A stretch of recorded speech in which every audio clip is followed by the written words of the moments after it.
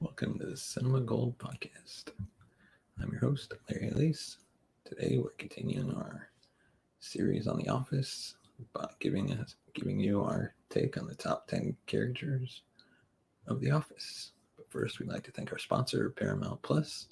You can check out Paramount Plus today and get the first month free. And the link will be in the description. Also, we'd like to thank Poddex for sponsoring this ad.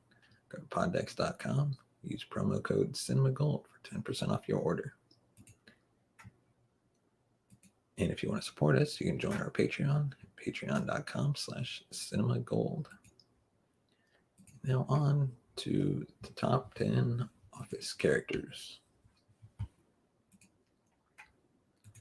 For 9 seasons, Michael Scott, Dwight Schrute, Jim Halpert, and the rest of the crew from Dunder Mifflin showed us what it's like inside the world of a northeastern Pennsylvania-based mid-sized paper company in the hit mockumentary show NBC's The Office.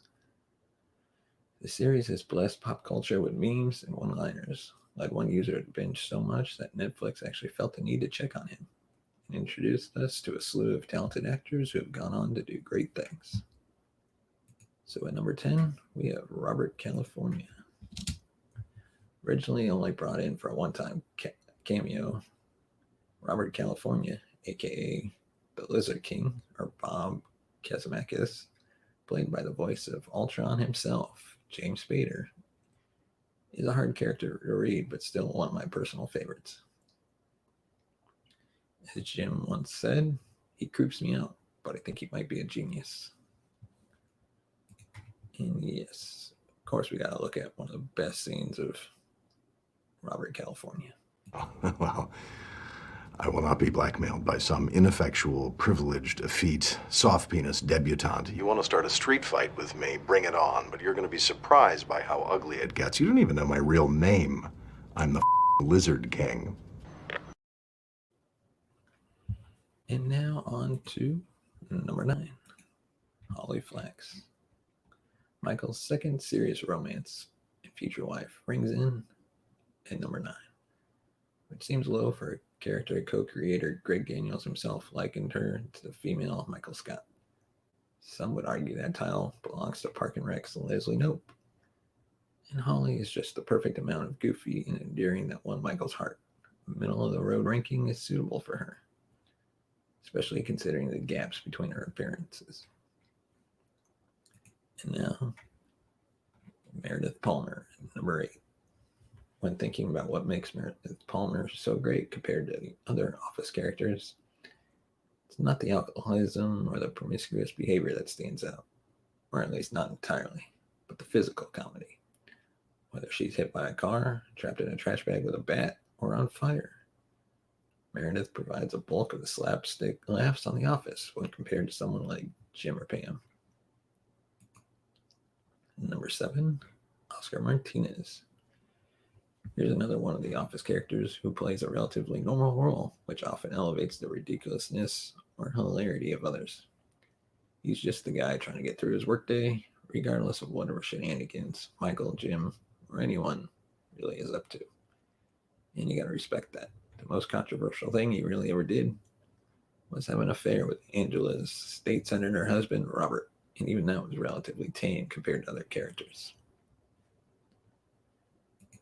And number 6, Phyllis Vance.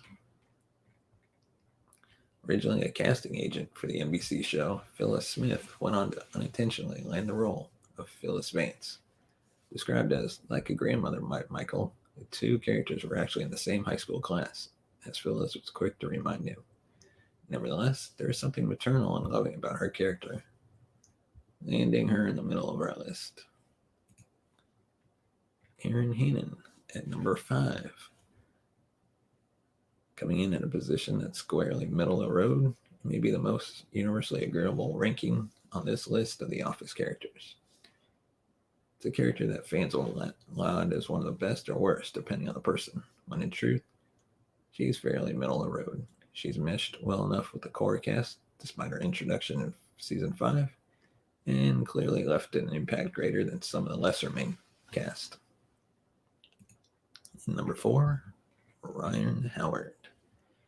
It's impressive how Ryan Howard transforms between sympathetic temp to corporate big shot burnout, then back to a temp. Though Ryan might not be the most likable character of the bunch, his rise and fall was one of the more entertaining B-plots of The Office, and he was certainly one of the show's most entertaining villains. He's also the highest ranked of that category, unless we throw it and Dwight into that group, which I wouldn't. And now one of the good moments of Ryan Howard's appearance.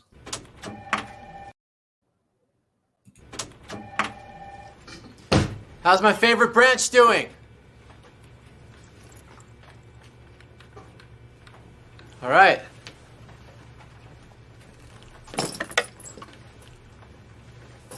Ronnie was blech. Things were at an all-time sad here. But then I got an email from Ryan that he was coming back to town, and I called the temp agency, and I told them, I will pay you any amount. Just give me Ryan Howard. Give him to me. I want him. I need him. And you got a goatee. I did.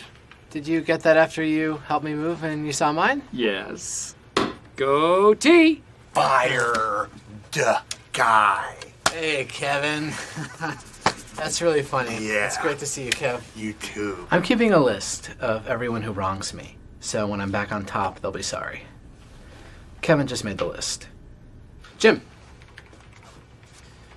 I want to apologize for how I treated you last year.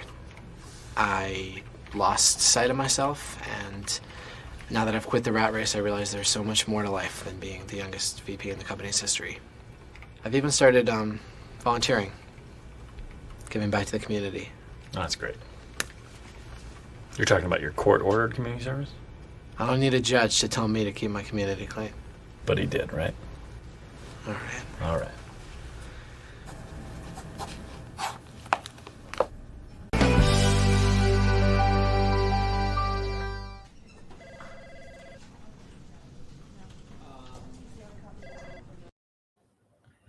And now on to number 3.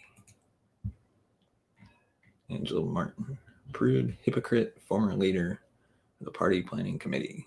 Whatever fans may think of Angela Martin, there's no denying her character provided a fair amount of drama on The Office over its run. Her appearance over so many other characters in this ranking speaks volumes, especially considering she's intentionally the least funny person of the bunch. She's also not that likable on paper, but sometimes it's great to watch someone who stirs the pot. In number 2, Toby Flenderson, everyone's favorite HR punching bag. Paul Lieberstein plays Michael's favorite HR punching bag and is credited with writing some of the best episodes of The Office. As Michael pointed out, Toby is in HR, which technically means he works for corporate, so he's not really a part of our family. Also, he's divorced, so he's really not a part of his family. While Michael and Andy clearly hated the man, he still managed to almost crack our top 10.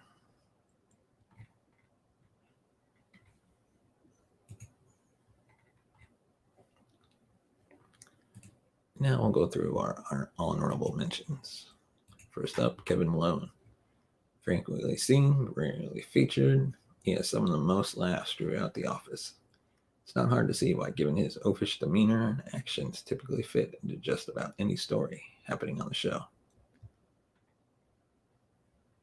Why can't every show have a character like Kevin? And Stanley Hudson. Must be annual free pretzel day because Stanley Hudson is in our honorable mentions of Office characters. For what it's worth, his dry sarcasm is unmatched, and those rare situations where he does show emotion have made for some jarringly hilarious moments. Which outburst is the best is a real question. Readers can debate for themselves, but personally, I'm between his heart attack or when he yelled at Ryan. And then Darryl Philbin, often the most soft-spoken and frustrated with Michael, yet still hilarious. He fights an ongoing battle between the office staff and his team in the warehouse, but he still manages to sing a song or crack a joke at Michael's expense. So it's no surprise that his character landed in the honorable mentions. And now on to number 1.